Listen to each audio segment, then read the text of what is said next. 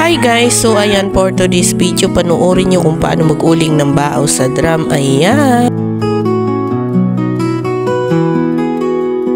So ito na nga guys, papunta tayo ngayon sa mag-uuling. Ayan, hinukayan muna ng medyo mababaw lang yan siya. Ayan, para tumayo yung drum, hindi siya matumba.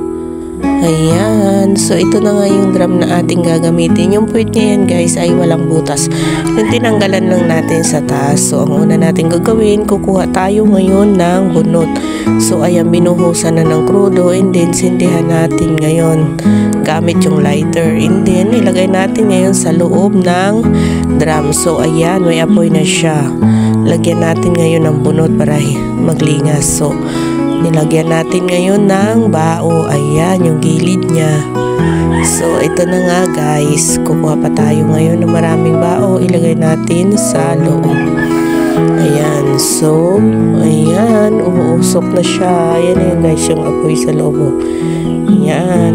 So, pagkatapos na nga guys, ayan, pinuno ko na yung isang drum at nagpalingas pa ng isang drum. Ayan, dinamihan ko ng dinamihan ng bao para mapuno.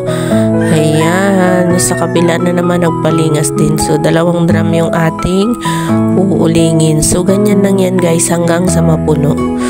So, ayan na nga guys, punong-puno na ng bao ang drum. So, ito yung drum na mausok. Yan yung pinauna natin palingasan kanina. Punong-puno din yan siya ng bao. Antayin nating magbaba at dagdagan na naman natin ulit ng bao. So, ayan na guys, nagdagdag na nga tayo ng bao dahil sa bumaba na yung bao at kailangan na nating dagdagan para mapuno. Daglang ng dagdag guys habang bumababa pa yung bao. Ayan, tuloy-tuloy lang yung pagdagdag natin hanggang sa mapuno. So ito naman, nandito tayo ngayon habang nagaantay para magkatong magdagdag ng bao. Ayan, so ito na nga guys, puno na.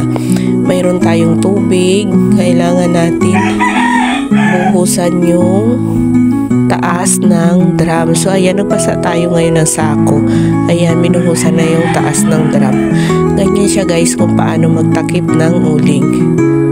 Ayan, so ito na nga yung gilid niya sa may baba. Tinakpan ng lupa para hindi sumingaw. Ayan, ayan yung tinanggal natin sa pinakataas ng drum. Yan din yung ilalagay natin. So ayan na. Ito na nga yung sako na ating binasa kanina. So ayan, siksik lang natin yung gilid kasi hindi siya pwedeng sumingaw dahil pag sumingaw siya, hindi siya mag-uuling.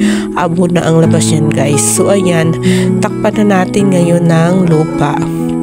Ayan, hanggang sa mapuno. Ayan, siksik natin yung gilid para walang singaw. So, ayan na nga siya guys, uling na. Hindi ko na napakita sa inyo kung paano kanina mag-alis. So, ganun lang din yun. Alisin mo yung taas ng lupa. Ayan, tapos tanggalin mo yung uling. Ganun lang yung magbukas. So, ito na nga, sinasako na natin yan guys. Ayan, dami nating uling. So, ito na nga siya. Wala na. Tapos na. Dalawang sako. Meron tayong dalawang sako. Nakuhang uling sa bawat drum. Ayan. So, ito tinalian na nga. Ganyan yan siya guys magtali. Ayan. Para hindi siya matapon. Thanks for watching everyone. Don't forget to follow, heart, comment, and share my video.